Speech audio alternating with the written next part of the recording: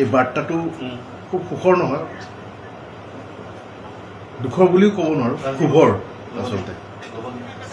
জুবিন গাৰ্গৰ 19 বছৰৰ পৰিকল্পনা, জুবিন গাৰ্গ তথা আমাৰ ৰৈ ৰৈ বিনালে টিমৰ 19 বছৰৰ পৰিকল্পনা 3 বছৰ গৰ্ভধাৰণ কৰাৰ পিছত 31 অক্টোবৰত জুবিন গাৰ্গৰ ৰৈ ৰৈ বিনালে ছবিখন আমি মুকলি কৰিছিলোঁ। 9 দিন নহ'ল, এই 9 দিনতে পাইৰেচিয়ে এনেকুৱা এটা পৰ্যায় পাইছেগৈ,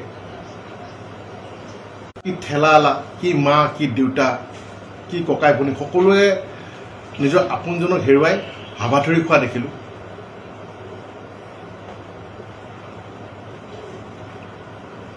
তেইছ তাৰিখে অসম্ভৱ জনসমুদ্ৰ দেখিলোঁ জুবিন ক্ষেত্ৰত।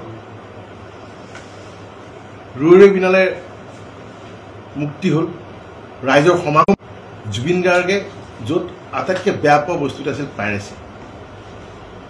গতিকে আপোনালোকৰ মিডিয়াৰ জৰিয়তে, ইলেক্ট্ৰনিক মিডিয়া আৰু প্ৰিণ্টিং মিডিয়াৰ জৰিয়তে মই এটাই অনুৰোধ কৰিব বিচাৰিছোঁ, যিসকল দুষ্কৃতিকাৰীয়ে এই দুষ্কাৰ্যত লিপ্ত হৈছে তেওঁলোকে অতি শীঘ্ৰে আমাৰ এই ছবিখন তেওঁলোকে যেনেকৈ পাইৰেচি কৰি আছে সেইবোৰ বন্ধ কৰক।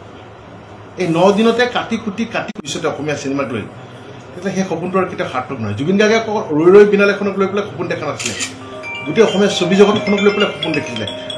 গোটেই অসমীয়া ছবিয়ে বিশ্ব দৰবাৰত দবদবাই থকা সপোন দেখিছিলে, গোটেই অসমীয়া চিনেমাই ভাল ব্যৱসায় কৰাৰ সপোন দেখিছিলে, গোটেই ভাৰতবৰ্ষতে হওক গোটেই পৃথিৱীতে হওক। সেই সপোন চাগে আমি আৰু এনেকৈ ধৰণে যদি পাইৰেচি কৰে সাৰ্থক কৰিব নোৱাৰিম। মই নাভাবোঁ যে ইয়াৰ পিছত কোনোবা প্ৰযোজক ওলাই আহিব আমাৰ ছবি ৰেকৰ্ড এটা বেলেগ লেভেললৈ গৈছে। এতিয়া আমাৰ 3000তকৈও অধিক জুবিনৰ অনুৰাগী ফেন ক্লাবৰ তেওঁলোকে কণ্টিনিউৱাছ বেচিছত এণ্টি পাইৰেচিৰ কাৰণে লাগি আছে। য'ত দেখে ইউটিউব হওক ফেচবুক হওক তাৰ পৰা নমাবলৈ ট্ৰাই কৰি আছে তেওঁলোকে এণ্টি পাইৰেচি দিনে ৰাতিয়ে লাগি আছে। মই নিজে অলমষ্ট 3 দিন নোখোৱা নেমেলাকৈ ৰাতিয়ে দিনে পাইৰেচি এই বস্তুটো বুজি পোৱা নাই। আৰু নামবোৰ গোটেই ফেক নাম দি পেলাই আহে। আমাৰ কিছুমান নাম আমি কৈছোঁ, কিং ভাই, আকৰাম হুছেইন, আয়ামান কৌ, তাৰপিছত কি অংকিকা বৰুৱা, জুবিন ফেন ক্লাব পাপু বুলি আহে, আছামিজ ৰিল ভিডিঅ', এই এনেকুৱা ধৰণৰ বেলেগ বেলেগ মালাকাৰ, অৰুণ অসম, এনেকুৱা বেলেগ বেলেগ ধৰণৰ একাউণ্ট খুলি পেলাই য'ত ছাবস্ক্ৰাইব। এতিয়া যদি চবেই মোবাইলতে চাবলৈ হয়, চবেই ইউটিউবত চাবলৈ হয়, তেতিয়াহ'লে তেনেকৈ বনোৱাৰ কোনো অৰ্থ নাথাকিলে। গতিকে সেই ৰেচপেক্ট এটলিষ্ট তেওঁৰ কাৰণে ৰেচপেক্টটো দি পেলাই যাতে আপোনালোক সকলোৱে এই পাইৰেচিৰ এগেইনষ্টত এগেইনষ্টত যদি কাম কৰে বা এটলিষ্ট মানুহক তেনেকুৱা দেখিলে সেইটো মানা কৰে আৰু আপোনালোকে যদি এইটোত আমাক সহায় কৰে তেতিয়াহ'লে আমি বহুত ধন্য হ'ম। আৰু এইটোৱে ৰিকুৱেষ্ট থাকিলে যদি এইটো কৰা নহয় তেতিয়াহ'লে ইমানেই পাইৰেচি হয় তেতিয়াহ'লে আগৰ নেক্সট। আৰু মোৰতো এনেকুৱা লাগিছে আমাৰ সাংস্কৃতিক কৰ্মীখিনি গোটেইখিনি হৈছে ফুটবল। মৰম কৰিলেও লঠিয়াব, ভাল পালেও লঠিয়াব, আঁকালি ল'লেও লঠিয়াব, ওপৰলৈও ধৰিলে পাৰিব হ'লেও ফুটবল। এনেকুৱা এটা ফুটবল পাইৰেচিয়েও লঠিয়াব, চবেই লঠিয়াব। তাৰমানে যি কৰ আমি কাটি কুটি হেৰি কৰি তেওঁ বেয়া পাইছিলে, এটা গান বিকৃত কৰি গালে বেয়া পাইছিলে, এটা ভাষা অশুদ্ধ কৰি ক'লে তেওঁ বেয়া পাইছিলে। যিজন মানুহে বলিউড এৰি অসমলৈ গুচি আহিলে অকল অসমবাসীৰ কাৰণে, অসমবাসীৰ মৰমৰ কাৰণে, আৰু তাত এতিয়া আমি এয়ে প্ৰতিদান দিছোঁ। আজি একাউণ্ট ধৰিছোঁ, সহায় দিছোঁ। আমি ক্ৰাইম ব্ৰাঞ্চৰ লগতো কথা পাতি আছোঁ, তেওঁলোকেও আমাক সহায় কৰিছে। কিন্তু যিটো হাৰত হৈছে সেইটো হাৰত আমি মানে অলমষ্ট বিফল হৈছোঁ যেনে দেখা গৈছে। যেতিয়াই চিনেমা এখন হিট হয় খুব বেছি পাইৰেচি হয়, আমি আগতেও দেখিছোঁ হিন্দী চিনেমাৰ ক্ষেত্ৰতো। এই যিটো চক্ৰ কৰি থকা বুলি কৈছে ৰাজদাৰ ক'লে, এইটো বাহিৰ কৰিব লাগিব। এতিয়া বাকী কিছুমান চক্ৰ আছে যিবোৰ হিন্দী চিনেমা পাইৰেচি কৰে, সেইবোৰৰ তেনেকুৱা ধৰণৰ মানুহেও কৰিছে।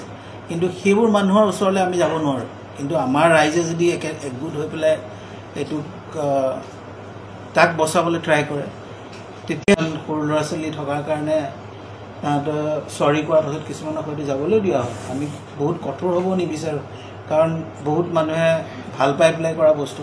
কিন্তু কিছুমান আছে যিবোৰ আমি ধৰিবই পৰা নাই, বেনামত কৰিছে, ভুল নামত কৰিছে, সেইবোৰ জানি বুজি কৰা। কিছুমানে অজানিতে কৰা বস্তুবোৰ বেলেগ, কিন্তু জানি বুজি কৰা বস্তুবোৰ সেইবোৰ এটা বেলেগ লেভেলত গৈছে।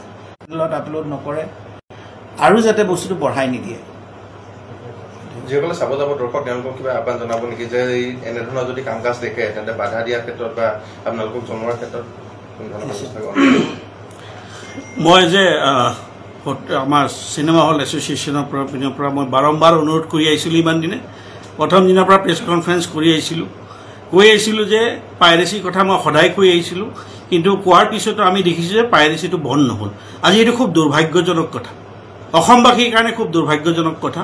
আৰু আজি যে আমি ইয়াতে বহিছোঁ, আপোনালোকক অনুৰোধ জনাইছোঁ যে মিডিয়াৰ থ্ৰুদি আমাক এই পাইৰেচিটো বন্ধ কৰাত আপোনালোকে যেন সহায় কৰে।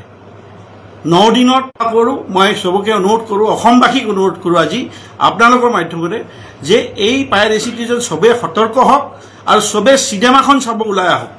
পাইৰেচিত মোবাইলত যেন এখন চিনেমা নাচায়। আমি হলবিলাক খুব সতৰ্ক কৰি দিছোঁ। হলবিলাকত এতিয়া আমি বেছিকৈ চোৱা কৰিছোঁ।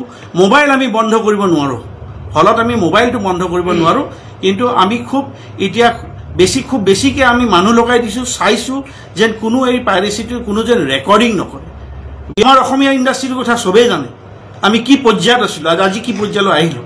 কিবা এটা অলপমান ক'ৰবাত গতিবিধি লাগিছিল, এই গতিবিধি লাগিলে পাইৰেচি হ'লে কোনোবাই চিনেমা কৰিব নেকি? অসমীয়া চিনেমা হল থাকিব নেকি? হল কিয় নাই আজি অসমত? হল কেনেকৈ থাকিব? হল থকা প্ৰশ্নই নুঠে। এনেকুৱা ধৰণৰ যদি অৱস্থা হয়, অসমীয়া চিনেমা কেনেকৈ বনাব? আজি জুবিনৰ লগত যদি এইটো হৈছে, বাকীটো আৰু কি ক'ম? এইটোৱে আমাৰ জাতি, এইটোৱে আমি দুৰ্ভাগ্য আজি আমাৰ কাৰণে যে আমি আজি এই কামটো কৰিব লগা হৈছে, য'ত গোটেই অসম ৰাইজ, অসমবাসী ওলাই আহিছিল জুবিনৰ কাৰণে। তাৰপিছত আজি এই ঘটনা হ'ব পৰা হ'ল। Are we not responsible for it? কি কাৰণে হ'ল এইটো? কি কাৰণে হৈছে? কিয় আমি আমাৰ মাজত ফিল্ম ফেটাৰ্নিটিয়ে অসমৰ সম্পাদক বহি আছে মানস বৰুৱা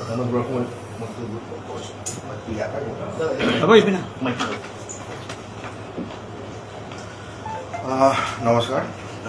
সকলোৱে কৈছে কথাখিনি, খালি আমি আজি ইয়াত একগোট আমাৰ পৰিলক্ষিত হৈছে যে গোটেই চিনেমাখনেই দি দিছে ইউটিউবত, প্ৰিমিয়াৰিং ইন 5 hours বুলিও দিছে। চ' নাজানো এইটো কিয় কৰি আছে। ৰাজেশ ভূঞাই কোৱা নিচিনাকৈ জুবিন গাৰ্গৰ যেনেকৈ এইটো এটা লৈ বিনাল এখন তেওঁৰ সন্তানৰ নিচিনাকৈ বনাওঁ, আমি আমাৰ মানুহখিনিৰ কাৰণেহে বনাওঁ। আমি কোনো গুজৰাটৰ কাৰণে বা মধ্যপ্ৰদেশৰ কাৰণে আমি তেনেকুৱা আমাৰ হেৰি নাই। আমি অকল অসমীয়া মানুহখিনিৰ কাৰণে আমি বনাওঁ। তেওঁলোকৰ লগতে আমি হাঁহিব বিচাৰোঁ, কান্দিব বিচাৰোঁ চিনেমা এখনত থ্ৰুৱেদি। এতিয়া খুব দেখি আছে, গোটেই অসম ঘূৰি আছে, দুখ পাইছিলোঁ। তাৰ আগতে মিছন চাইনা, তাৰপিছতে ৰত্নাকৰ, যিবোৰ চিনেমা চলে সেই চিনেমাবোৰৰ সাংঘাতিক বিদুৰ্ভাৰ সাংঘাতিক ধৰণৰ পাইৰেচি হৈছে। আৰু এই যিখিনিয়ে কৰে কৰোঁতে এতিয়া পুলিচ ষ্টেচন আহি কান্দে, দুখ পায়, তেওঁলোকে ডেফিনেটলি দুখ পায়। ল'ৰা ছোৱালী যেতিয়া এনেকুৱা এটা অৱস্থা, সকলো মাক বাপেক একে মই ভাবোঁ। কিন্তু তেওঁলোকৰ এইখিনি তেওঁলোকৰ দায়িত্ব হ'ব লাগে যে তেওঁৰ ল'ৰা বা কোনোবা ছোৱালী এগৰাকীয়ে যদি এনেকুৱা কাম কৰি আছে বাধা দিব লাগে। এতিয়া চিনেমা হলত ক'ব পৰা নাই বস্তুটো, ইটছ গন বিয়ণ্ড আৱাৰ কণ্ট্ৰল। এইটো নোৱাৰি। এইটো এটা আমি মানে কি ক'ম, মানুহবোৰ আমাৰ যিখিনি মানুহ আছে চাবলগীয়া বা চাই আছে, তেওঁলোকো সজাগ হওক। আজি আমাৰ ইয়াত ৰাজীৱ বৰা তাৰপিছত এতিয়া চিনেমা হলৰ কৰ্তৃপক্ষক ইয়াৰ পৰাই মই এটা আহ্বান জনাব খুজিছোঁ, তেওঁলোকে ৰাখিব নোৱাৰে নেকি তেনেকুৱা মানুহ? তেওঁলোকতো আছে, তেওঁলোকে আহি পেলাই কওক মানুহখিনি নকৰিব আৰু ষ্ট্ৰিক্ট হ'ব লাগিব। এনেকুৱা হৈছে মানে সচেতন বহুত লোক আছে, দৰ্শক আছে, যিসকলে কাষৰ চিটৰজনক কিন্তু বন্ধ কৰে, একাংশই নকৰে। এতিয়া আপুনি